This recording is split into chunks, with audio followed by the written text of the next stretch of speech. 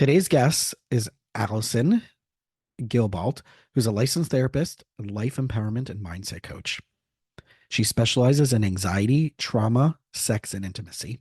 And she's the owner and operator of the Mindful Mental Health, an online practice offering therapy for individuals. Allison helps her clients let go of shame and limiting beliefs, reconnecting to their confidence, and reclaiming their empowerment and realign with their highest purpose. As always, if you get benefit from this episode, or if there's other episodes in the past that you felt were helpful to you, please give us a subscribe, as well as if there's anybody out there that you think would benefit from hearing any of these episodes, please feel free to share with them. And also, please give us a like and a follow on Instagram at Jason Wasser, LMFT. And if you're interested in any therapy or coaching services for you, for your business, or for anybody in your circle that you think would benefit, please reach out to us directly. As always, we hope you enjoy today's interview. All right, welcome back, everybody. So, as promised, as usual, we're going to have an awesome conversation about personal development, insight, self awareness, all the good stuff, self esteem, all the things that we're all dealing with, including me, the therapist. And as you know, today's guest, Allison, is also a therapist, and she's up in New Jersey, where we're already discussing how we have my family's up there. So, Allison, welcome. Thank you. Thank you very much. So let's start off first. It's funny. I joke around. Someone came to me a few weeks ago and they're like, I'm thinking about becoming a therapist. I'm going to graduate school. And I'm like, great, let's sit down and have a cup of coffee so I can convince you not to. So, and it turned out the person who at the end of the conversation, I'm like, all right, fine. You should really be a therapist. So, so I'm really curious about what your story was and your journey of how, that first became the thing that you decided you wanted to do and what that journey was like. And also, once you realized that you are doing this, was there any kind of pivots or ahas of like, oh, what I thought this was like is absolutely not what I really want to do or what I want to focus on?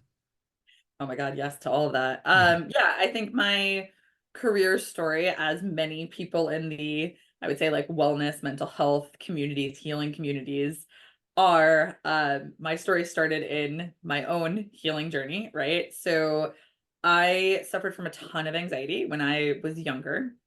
I'm in my 40s now, but when I was in my teens and my 20s, I had pretty profound anxiety that ultimately manifested itself even to like what we traditionally think of anxiety. Like I was having panic attacks, I couldn't breathe.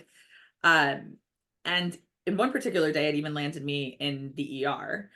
And I remember while I was there, first of all, there was not a lot of resources that were gifted to me Mhm. afterwards, right? It was like, you've had a panic attack, good luck, Godspeed.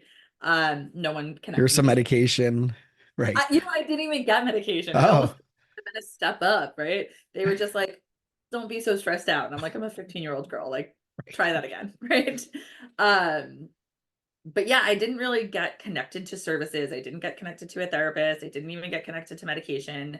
And I felt a lot of shame, right? And I remember coming home from the emergency room and like begging my mother, like, don't tell anybody, like, say I had a migraine, say I had the flu, appendicitis, make something up.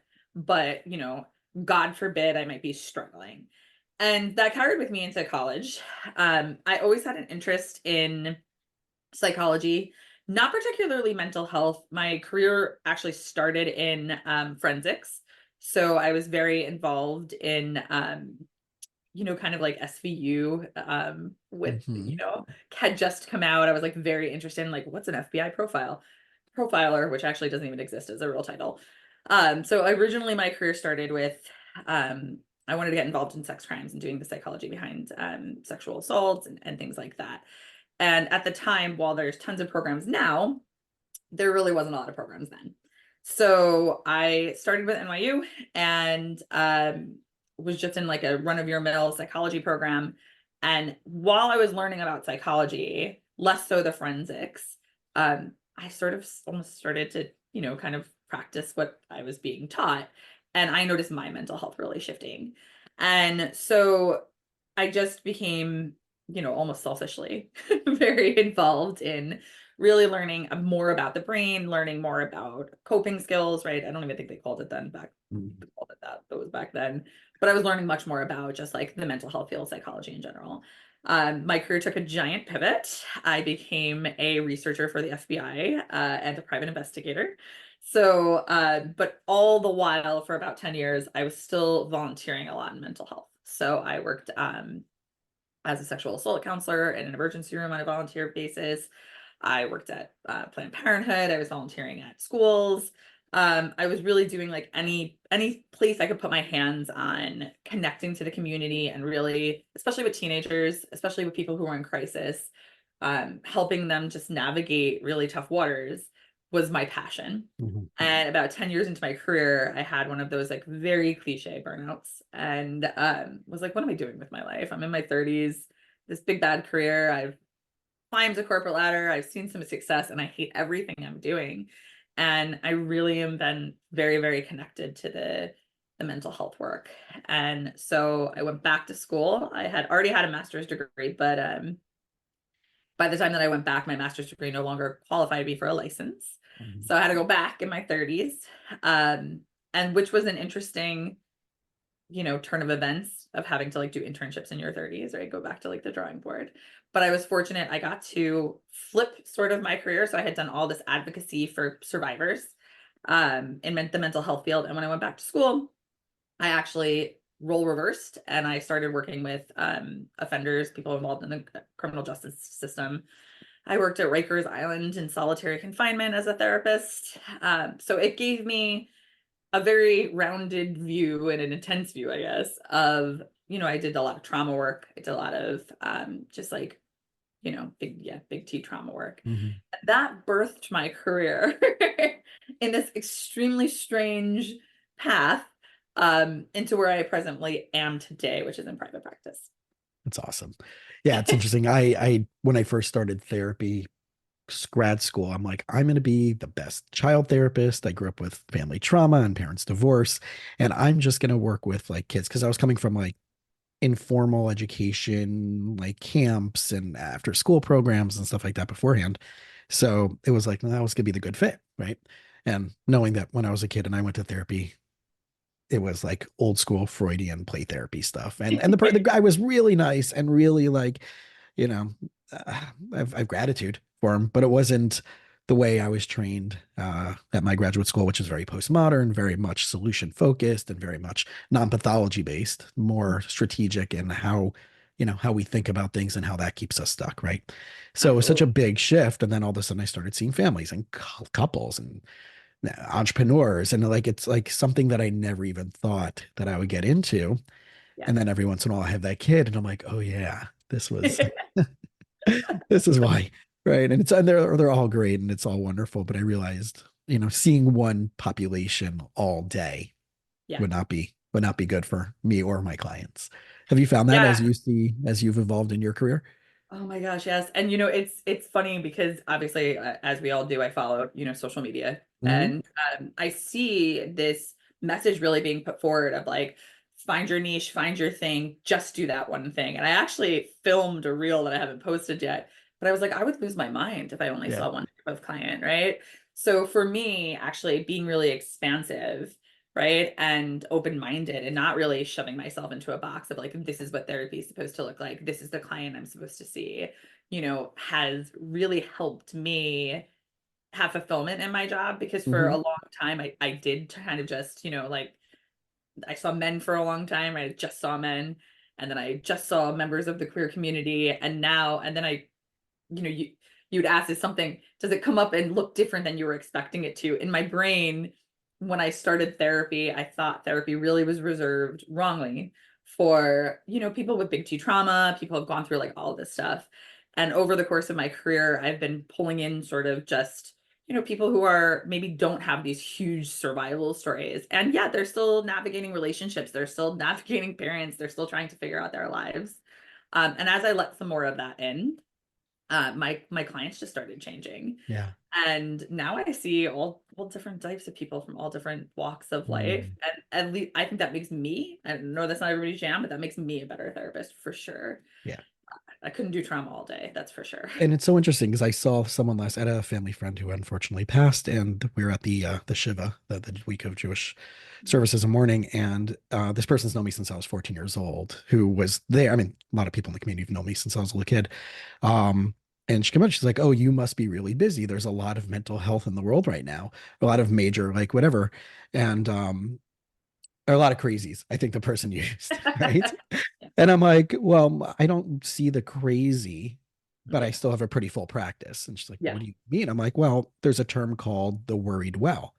Mhm. And it's the run of the mill, like exactly what you were just describing. It's the run of the mill people who just have stuff going on in their life. They don't have anything that they would point to as devastating or catastrophic that ever necessarily happened to them, which is a big blessing. Yes. Um, and I jokingly say those are the ones I worry about the most. So but at the end of the day, it's those who are, whether they're entrepreneurs, whether they're couples, whether they're young professionals, that, maybe because there wasn't anything that has been catastrophic, maybe there might be something missing that isn't motivating them to look for more. Absolutely. And that was my response to this old friend. And it's like, oh, I didn't think about it that way, right? So it's interesting that old school, some people still carry that old school therapy mentality is it's for capital T trauma. It's if you Yep. were abused, if there was neglect, if you're an offender, if there's a court system, if there's mandated court ordered stuff, which my practice doesn't touch any of that. Mhm. Yeah. Yeah, absolutely. And part of something that's been like manifested out of all the work I've done is now I'm not only a therapist, but I speak on things like this, but then I also do coaching. And part of the reason that I did coaching, one, it's very popular, people look for it. And I want to create space for it. But it is, therapy to me is sort of helping someone heal, work through their lives. Coaching to me is almost exactly what you said, which is someone who maybe doesn't have all of this like grief to work through, stuff to work through, but they're just ultimately not very fulfilled. Right. And so many people have that story. And you can take it from a therapeutic way, you can take it from a coaching way, right? It really, for me, depends on the personality type Mhm. of what they're looking. Are we looking to kind of look back and see why we've created these thoughts and we're unfulfilled? Or are we just like, I'm here, let's just check it forward. But that is certainly something that affects our mental health, right? Like we don't think of personal fulfillment, purpose, all of these big, buzzwords. We don't immediately associate them with mental health. We think of Right. depression, we think of trauma, think of anxiety. But, our mental health becomes better, right? Understandably, when we actually like what we're doing, when we actually Right. paired in good relationships, when we have good boundaries, right? When we're really thinking about what we want out of life, listening to our intuition. So, I always like to bring all of that stuff into the context of mental health. Yeah, and it makes sense because I see like very small percentages of my practice that I've seen over the years when we talk about career advancement. Like, Mhm. let's say they're working in the education system, right? There's not much career advancement. Usually you'll stay in your position for your entire career, right? If you're a fifth grade teacher, you're pretty much going to stay within the upper elementary school. There's no, unless you're going to go back and you want to go into admin, but a lot of times people are like, no, no, I'm comfortable where I'm at. And I wonder, and I've been playing with this that, you know, the duality of comfort. On one side, it's fantastic to be comfortable. It's fantastic to love that specific thing, be in that niche. And at the Mhm. same time, when you do the same thing day in, day out for a 35-year career, and I'm using education specifically as an example because I see that a lot in that field, there's not much, even in nonprofit world, but but there's not much of that growth. And it's, at what point does monotony start kicking in? And maybe there are people out there that thrive on that. They thrive. The monotony is not bad, and there's Mhm. right different types of personalities, Yeah. and that may not be where they're like, hey, I am fulfilled and it is Mhm. meaningful, and then we kind of have to be okay with that because we're like, that may not work for us, right? And Totally. and that's the cool thing about having checking our bias Yeah. Yeah. in our Yeah. sessions. Yeah, absolutely. And we are so vastly different, right? So, I'm a big believer in like listening to your intuition, right? And like I'll tell clients like drop into your body, how does things feel? And what feels right for me might feel wrong for you and vice versa. So if you are answering the question, am I authentically fulfilled in whatever it is you're doing, and you can, confidently say yes, you're on the right track, Hmm. right? If it's when you're sort of noticing that discomfort, right? Like I'm envisioning something else that I really want to do, and I'm stifling that voice. It's like that's where the work can be done. Yeah. And I think for the people that, do recognize maybe I want more, there is often immediately a thought that follows, like, but should I? Right? Like, so if I'm a Right. fifth grade school teacher and I put in, I don't know, 10 years, right? Having the thought, maybe I want to do something else is actually quite terrifying, right? Like there's a lot of, kind of like sunk cost fallacy. And like, well, I put this much time in, so therefore it would be bananas to Hmm. shift and pivot, right? We do this in relationships sometimes. Like, Right. Oh, how would I start over again? that whole Right? sliding versus deciding paradigm, right? Oh my It's God. yeah. Absolutely. Right. Right. And so that's like, if you're noticing that stuff pop up, if you're authentically happy, rock on, stay with what you're doing. Right. But it's like when we're noticing the thoughts that are creeping up that are like, I don't know, this formula doesn't feel right. Maybe it super served me 10 years ago. Right. Maybe I was in the right place or the right relationship or the right career. But now I'm noticing that I want a little more. It's very, very difficult, especially in like the culture in which we live, where consistency is really valued, right? Like Right. change Obedience is is valid. absolutely, right? Like change is seen as sometimes flaky. Hmm. Um, it can be really hard to sort of open your mind and really get curious of like, where is this thought coming from and how could I creatively look at it? Yeah, that makes sense. And it's one of the reasons why I transitioned out of like nonprofit work was that whole thing of I realized I can't have most personality types of bosses that aren't, one of the things that I've maybe to put it more into context was I'm a big fan of the Enneagram personality styles and to see what types of personalities end up in certain roles and what type of right and how that could be championed by other numbers and of the personality types. Not everybody in positions of leadership have that championing personality versus the more unfortunately sometimes dictator and admin and type of thing. So I realized that when I was still split in practice, that part time I was in practice, part time I was doing nonprofit work that had nothing to do with therapy, but how much personality autonomy was so Hmm. important to me that led me more and more, and even working in two group practices, Yeah. how that autonomy wasn't there with the Hmm. personalities Yeah. led me to taking that massive, massive risk. I remember I don't think I've ever shared this story. I remember that I was, at least not on the podcast, where I was in a group practice and everybody in that practice was getting divorced, all the clinicians, all around the same time. So it was really bad, like, juju going on Yeah. there.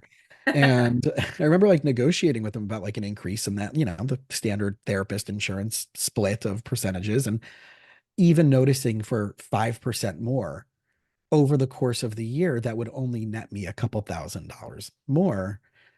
Meanwhile, I'm paying overhead. I'm paying, right, whatever the percentage was. I'm like, wait, I'd rather pay that to Uncle Sam than pay that to somebody else. Sure.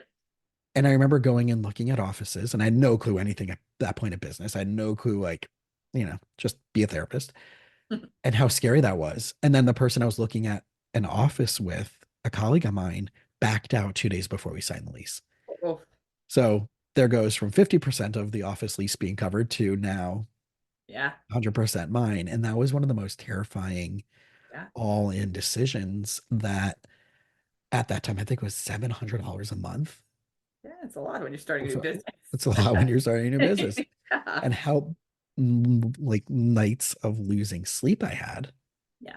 to now, thankfully to the pandemic, not even having an office, but having rent that was very increased over the years. But that was one of the greatest jumps that I took. But it was also the blessing in disguise that that person actually did back out Yeah. from that. So I'm wondering if there's anything like that that's ever popped up in your career. Oh my gosh, yeah. I have this theory that I share with clients that like for any big risk that we're taking, we kind of need three things, right? Which is flexibility, creativity, and patience. And in your story, like all of those things came up. We're gonna try to make a plan, right? And it's like the world has other plans for us Right. for sure. But yeah, when I tell the story of like, I had this big aha moment. I was sitting in a meeting. I decided my boss he was a terrible human. And I was like, I cannot work. I cannot do this another day of my life, right? Like I just can't. And, so I quit. I put my notice in, called my board. I'm like, I want to go back to licensing. And they're like, haha, you need a whole nother degree. And I did it, right? I went back to school. I got a free internship. And then today I'm, the proud owner of a practice. I have, flexibility in my schedule. I have clients I love. But the part of the story that is equally important is like that was rough, right? That didn't Hmm. come with a lot of confidence. I was sitting in the dark, hoping to hell that I would figure this out. And I lived in New York City at the time, right? I was sitting on a ton of debt. New York City ain't a cheap place to live, right?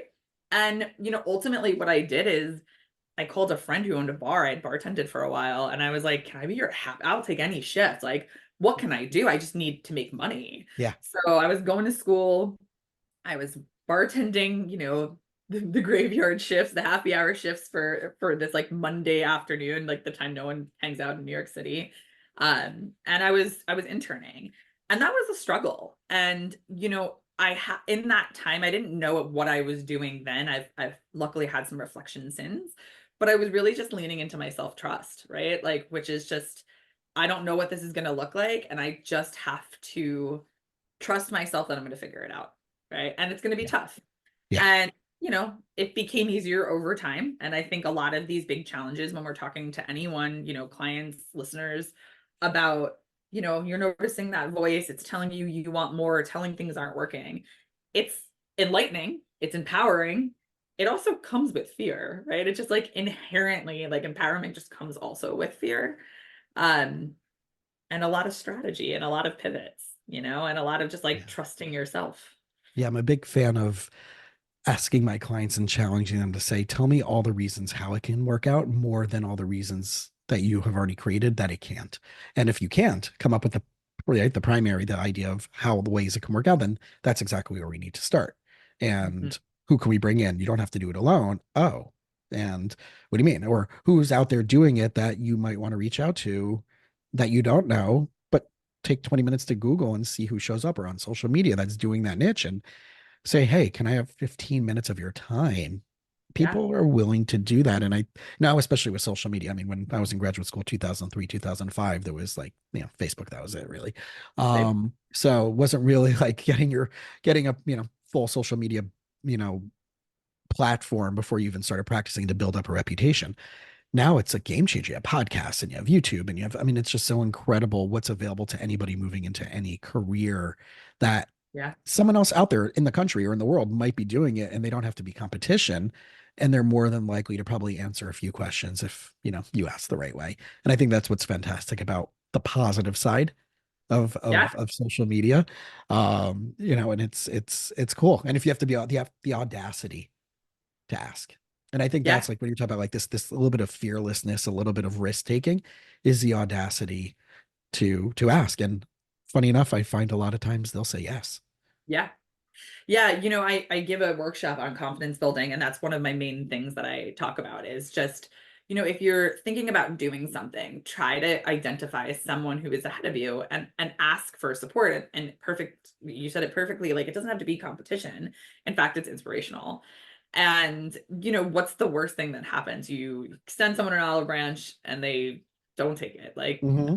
all right. So you put yourself out there momentarily. Like this is not a core memory unlocked, right? It's something fleeting. You'll move through it.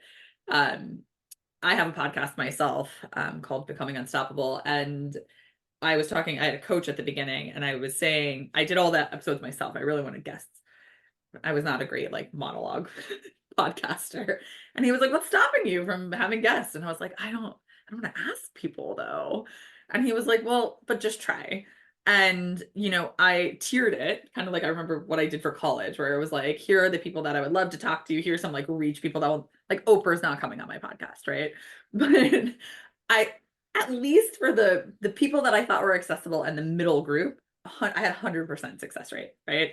And at the time, I had such limiting thoughts before I started that, thinking like, but I'm going to come up with as annoying. They're going to ask me, who the hell are you? Right? Like, why would they want to come on my show? And it's like, well, if they don't have time, they don't want to, they can say no, but no one did. Right. So it's like I shut that door before I gave it an opportunity. And when Yeah. I actually opened it and walked through, I was pleasantly surprised at, it did work out. It totally How worked. amazing is that? Because I remember the first time I did that. It was for Howard Behar, who was the former international president of Starbucks. And he has a great book called It's Not About the Coffee. Hmm. And that was basically the Starbucks manual. And then he evolved it into leadership, and he's huge in the conscious capitalism community. And I remember it popping up as a book suggested to me based on stuff that I'm reading. And stuff I was reading was based on stuff from a business coaching program I took, where there was people who become my mentors and became friends from there. So obviously, when I was getting their books, these were the suggested. So I reached out to him and I said, "Hey, I just heard so and so speak. I know you've spoken with that person in the past. Um, I'm a huge fan of these values that you've instilled in. If in the next year you have 30 minutes to be a guest on my podcast, I would be beyond honored." 15 minutes later, I heard back from his assistant saying he said yes. Oh my God. I Right? was like, what's gonna happen? How crazy is that? And I was like, and this is like still this was early on. I think this was like before episode 20 for sure of my podcast. So I was kind of riding the wave of the people I knew that were successful entrepreneurs and people I already knew, like you said, in that circle that were, already ready, willing, and able. And that was probably one of the first go after people. Subsequently, it was Ryan Serhant from Bravo's Million Dollar Listing New York and Joe DeSena, the founder of Spartan Games, who I met being brought in to be a podcaster at a business conference, thinking that I was supposed to be interviewing them because that's what I was taught. It was really just some of the other guests I was interviewing. So I just ballsily went up to them and like, someone screwed up our schedule. You were supposed to be on mine. And Ryan was so funny. He was during his speech, he says he takes his team to improv classes as team building leadership. He's like, I don't know, therapy's good. And, I can bring in a therapist, but we go to improv classes. So I'm like, I use that. I'm like, that's my in. So I went up to him Yeah. and I said, hey, I completely love what you said about not sending people to therapy on your team and taking the improv, but I'm a therapist. So because you insulted me, even though I loved everything you just said and I completely agree with you, you should be on my show. And that was it. Right. And it was like, I never would say that to anybody back in the day, but it took years of Yeah. figuring it out. And those are pretty big people, Yeah. right? So Totally. maybe Oprah is not Hey, out of the, come out to the universe yours. Come yeah. on So, up. but that's part of, I think, the developmental stages where people have this idea of maybe that therapists, how do I say this? I get vulnerable with my clients. So I'm like, that whole self-disclosure. What do you share? What do you not share thing? And over the last couple of weeks, I've had a few losses and some other things going on. And I'm sharing it with them. Like, listen, I'm dealing with the same crap. I'm not here to be on a pedestal. I'm here to Yeah. be in it with you. Right. And I think that's the vulnerability and the rareness that you find in a good therapist, which I know that you're Yeah. projecting to your community is very rare versus the clinical. Yes, I can help you with anxiety. Yes, I can. All right, let's get real. So talk to me a little bit about that. What's your take on like just getting into the nitty gritty, the dirt, and like being like, yeah, so I went through that when I was in fifth grade or 15 years old, and let me just give you an insight of where I've been so it can help you. Yeah, I was actually just having this conversation, but yesterday, I have found over the years I have my own therapists, and I gravitate towards the ones that have been open and willing to share with me. And so I modeled that. So I actually am a big fan of self-disclosure in therapy. And if I'm ever sharing something with a client, because I got to check myself, make sure I'm just like, shooting the crap Dumping. and Yeah. having conversation. Yeah. But I'll always like say something and then I'll say the reason I'm telling you this is, right? And it's like, maybe because I understand what it's like to feel this way or I've had an experience because I do think, so much of what we go through, we feel really alone, right? And that isolation is really terrible for our mental health. And just knowing that like we have some shared experiences that other people are navigating things too. You know, I had a client and one of my favorite clients of all time. We terminated, because I moved and she wrote me this long email about how it was the most stable, happy, got it all together human. And all I wrote back was like, girl, trust me, of course that's not true, right? And Right. it actually it was like a moment where maybe I didn't self-disclose enough, right? And so, yes, I have training. Yes, I have modalities under my belt. I understand a lot about brain science. Um, but I think it is an important part of just humanizing our experience. And unfortunately, I had a very similar experience. I had a several back-to-back losses, and I shared that with my clients, right? I thought about the idea of just saying like, "Hey, I'm taking a leave of absence, or I won't be around." Yeah. But I even wrote to some of them, like, "Hey, I'm going to take 2 weeks off, which is really out of character for me, because I've had some back-to-back loss. I'm working through my own grief, and I really don't know that I'd be able to like hold space for you appropriately, and that's obviously important to me." Um, because it's important, right? Yeah. Like Yeah. we're all figuring it out. It doesn't matter how many degrees you got. And what I found, just to piggyback on what you're saying, is that as my career evolved, the clients that I now have love that for us, right? And as opposed to certain client populations that would lose their crap if we did our self-care, Yeah, because absolutely. it contradicts or inhibits their own self-care. But if they have that level of awareness, if they have that insight of like, this is really good. I'm really glad. Like no different than now.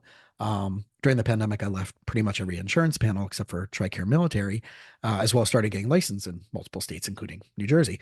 So, it's now I only work Monday to Thursday. So when a client's like, "Oh, do you work, nights or weekends?" I'm like, I could, but you're going to be charged double my Yeah. hourly rate, and you're going to get the C version of Jason, not the A version of Jason. So you can pay more and you can get a lesser version of me, or you Yeah. can find a time in your schedule that Yeah. fits, or I can refer you out. So to have that audacity, to have that growth in that mindset of, one, I can't take care of everybody because that's not my job, right, as a Yeah. therapist, but I can't, solve the problem for everybody. And there's billions of other great therapists out there.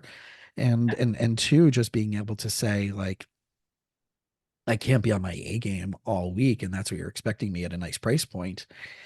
Right. If you really want me to do that, it's going to cost you double. Yeah, and I love the word. I love that you use the word audacity as an empowering term, right? Because Yeah. sometimes we're like, "Oh, they have the audacity." It's like, no, I have the audacity to actually assert, like to lean again into my self-trust and just understand like where do my boundaries lie? Where I won't be good for you, right? If I'm spent.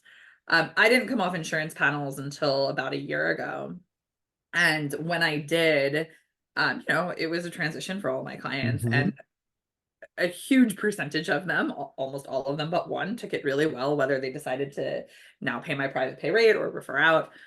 But I had one that took it really negatively and, was very, very angry. And my response to it was like, we've been working together for a long time, and my message to you has been to really make decisions based on your needs, right?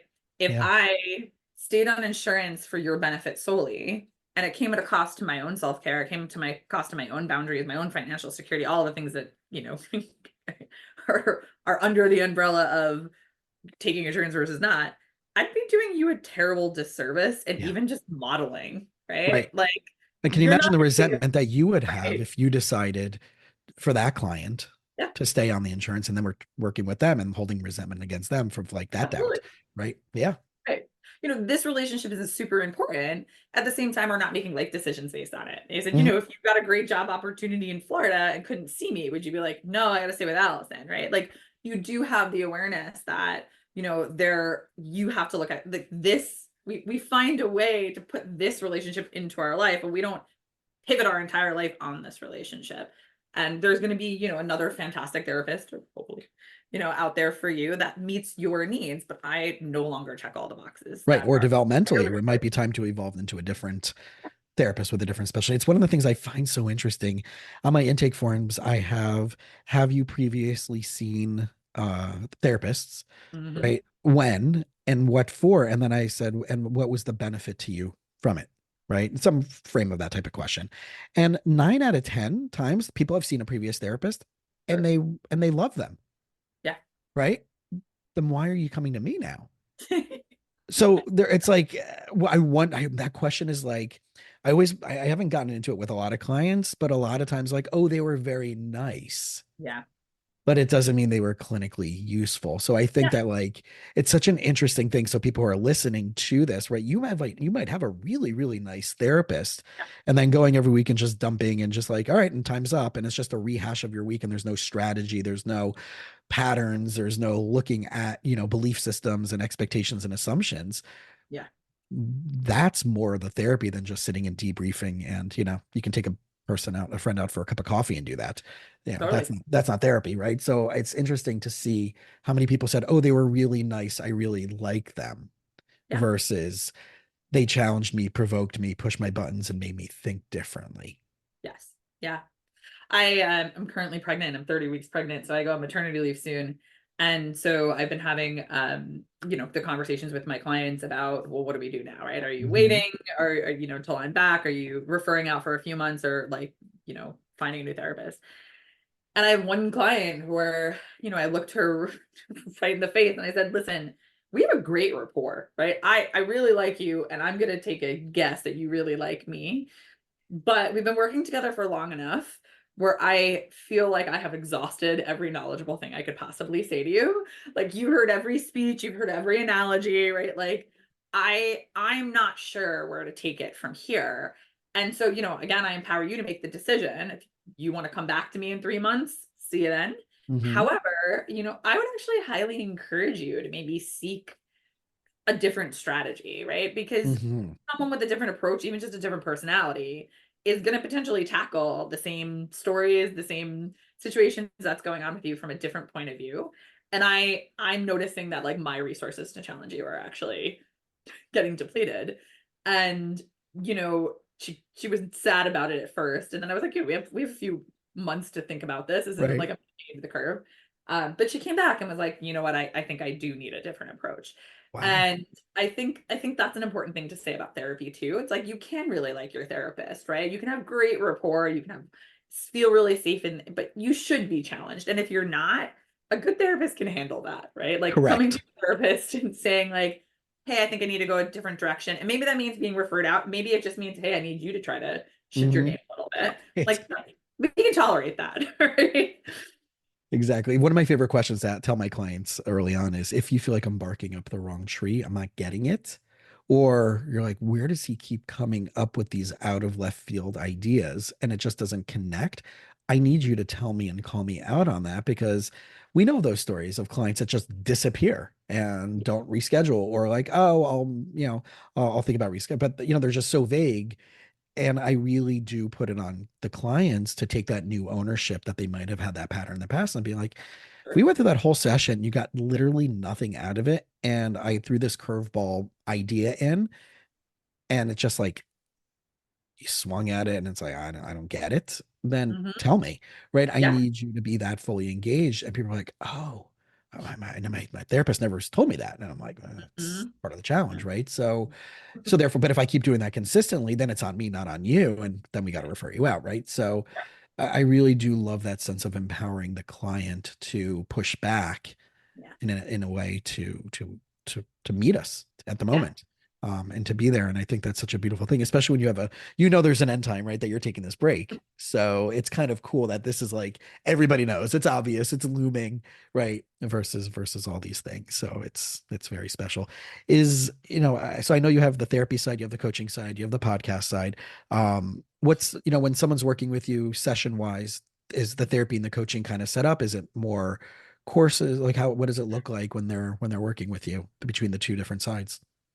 Yeah, so I play with it a little bit. When I'm back from maternity leave, I'm actually going to be doing a group coaching program, which I've never done before. But right now I'm one-to-one, right? So, the for me, therapy is longer term, right? So, it's a lot of going back into our histories. Coaching, I either do it for 2 months or 4 months, right? So it's like sort of in its own, capsule, right? There's a container for it. We have Yeah. more marked, like we are going to, it's a little more me led than client led, right? So I am in therapy typically the person that's very client centered. So I want them to kind of bring in what they need. Where coaching, I mean, it feels more, there's more of like a learning, and like we're gonna go through things. I used to do worksheets and things like that in therapy. I have long abandoned that. But in coaching I do, right? So Yeah. it feels more, I don't know, more like a class than it maybe does. It's workshopping in a way, Workshopping. That's right? perfect. Yeah. Didactic. Yeah. Yeah. It's so cool because there was really very I tell my clients I don't give a lot of homework. Hmm. because I want them, right, to put just to put stuff into play in a different way than just like, okay, I want you to sit down. But there are two or three things that I consistently at the beginning, and I tell them to do it before we even start our sessions to see one, are they capable of being as proactive as I want them to be in order to be my client? Um, but usually second and third session, I'll start working with them between the first, second, and third session. But one is using a lens of the Enneagram test, which is just the lens, right? A pair of glasses that I take on and take off. And I found it so accurate, especially when I'm dealing with people in businesses and navigating different personalities, but especially with my couples Hmm. and seeing like right off the bat, they can talk about whatever story they want to talk about that. Well, he did this and she did this. And that doesn't matter. How are you receiving it? How are you perceiving it? And how are you responding through ways that you just autonomically right? Nervous system triggers um how fun that is. And the other thing, the bigger thing is having them work, and it's literally a worksheet on core values, Hmm. right? Because my whole thing is I can't really help you until I Yeah. know what your core values are, because we might work on something and it may not align once we Yeah. just right. So I sit with them and I give them, this assignment and I walk them through it and come up with definitions and let's make it up for different categories of your life. And I found that like some people love it and some people like they schlep and it takes some time to like, you know, to get in there. Is there Yeah. anything like that you feel is like for your, for your clients that you feel like, okay, this is the one thing I need to know, or this is the one thing I need you to put your head down on for the first few sessions? Yeah, I do the same with the core values. And Mhm. actually I borrowed that from a coach that I had, who at the top of our working together did it to me, and I thought, wow, this is like super valuable, right? So I do that one as well. And then something that I often do with clients, is what I call a thought inventory. And I actually found this in a worksheet book for children, but I have adapted it to adults. And basically it had them, I don't make my clients draw, but the kids would draw a picture of themselves, a self-portrait, draw all in. And then outside of themselves, they would write all of the thoughts that they would have consistently, right? So like I needed to be better at, soccer, Jennifer doesn't like me, whatever. And the next step on the worksheet was to actually assign those thoughts a voice, right? Like, but who's saying that? And I have translated that into adulthood because I do think so many of the thoughts that we have, right? Like I'm very eclectic in my approach, but I do love like cognitive behavioral therapy where like our thoughts dictate our Mhm. behaviors. And so I like to see where are these thoughts coming from, right? So recently, with permission, my client allowed me to share this story. She was talking about how she feels very judged, and she went into a bar and she wanted a beer, but she ordered a glass of wine because she's like, beer is so masculine, right? And it's like, well, where did we get this? And she actually could inventory like quite a lot of thoughts throughout her life. She had four brothers, and there was a lot of pressure on her to like not do the things that her brothers did, right? And so it's like, Mhm. actually, it's my dad told me like, you shouldn't like the ATVs, you should like the Barbie dolls. And it was like, once we can identify that this voice is actually outside of yourself, right? This isn't actually a value Right. It's that not you authentically yours. it's Yeah. not authentic. You were gifted this, Yeah. right? And you negotiated a lot of things you were gifted. Like I said to Mhm. her, I was like, I'm sure you believed in Santa Claus at one point, right? And like she used to tell me about, her Christmases. And I'm like, do you still? And it's like, no. It's like, well, at some point you realize you were gifted this thought, Santa Claus is real. And you're like, but no, that's not real. We can do that with other thoughts, right? It's like, what does your femininity mean to you, right? Is it defined by the beverage in which your hand is, which is in your hand? No, it's not for you. Is it defined to you by what car you drive? No, it's not by you. So we can reject that your Yeah. dad taught you this, and you don't want it anymore. And Right. so I do that a lot. I like that little one. I love it. As long as it's not a white claw, then that's Yeah, right. Right. Then the then judgment. that's all. Yeah, that's too on the nose. But yeah, there's so many different things, so many different, right. And it's interesting, the people that I'm connecting with more. There was someone I started doing. He happens. I'm Jewish. He happens to be someone I found on the Enneagram, like YouTube channels, whatever. He happens to be a minister in North Florida who left uh being a minister full time to start his own coaching practice. He's got a doctorate in divinity, but he just does Enneagram stuff. And I noticed over and over again that he had guitars hanging up on the wall. And here I am with my guitar and my violin sitting right behind me. And I'm like, okay, not only do I like his personality, not only do I like that he's very ecumenical and there's not like anything preachy, and he seems like, I mean, he knows his stuff and he's got his guitar hanging out there. So, right. So I feel like when we bring more of ourselves, we're not just the therapist on the mountain and people are coming up to us. We're in the nitty gritty and we're humans, right? Just as figuring it out as everybody else is in our own unique ways. Just as right, just as your art, I'm sure probably helps Yeah. connect that you have behind the wall, right? Yeah. It's no different than my tray bobblehead Yeah. when I had a client sit down and from That's Fish, and awesome. he's right. He's like, all my 5 of my friends come to you, and I wasn't sure. Then I saw the tray bobblehead, and I knew it was in the right place. I'm like, that's it. That's what sold him on therapy with me, That's right? So it. so it's just Exactly. as cool. So all right, so where can people find you? How can they track you down? Yeah, And again, yeah. give us the podcast name one more time because, Yeah. good podcast is So, good for the soul. right. So my podcast is called Becoming Unstoppable, and it's found on all the places you find your pods, Apple, Spotify, Right. all So if that you're jazz. listening to mine right now, that means you can find Allison's very There you easily. go. So there, Exactly. yeah. Yeah, and I live on the internet. My website is a note from your therapist.com, and most of my handles are the same name. So a note from your therapist. Awesome. Yeah. All right. Well, everybody, if you've been listening, like I always say, if there's anything, which I'm sure there was, that you found of value, please, please, please, just send it, check one, let us know that you got some value out of it. We're happy to hear from you. I love it when like one of my guests, like 6 months later, like, oh my gosh, one of your listeners like reached out to me and I'm like, yeah, yeah, yeah, that's perfect. Like, I want you to know, like, right, this is why we're Yeah. doing this. We want to Reach know out.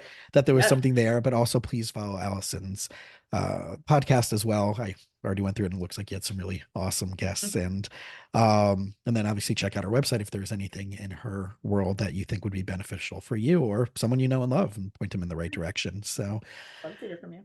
yeah, as always, Allison, Yeah. thank you for hanging out. Thank you. Thank you so much.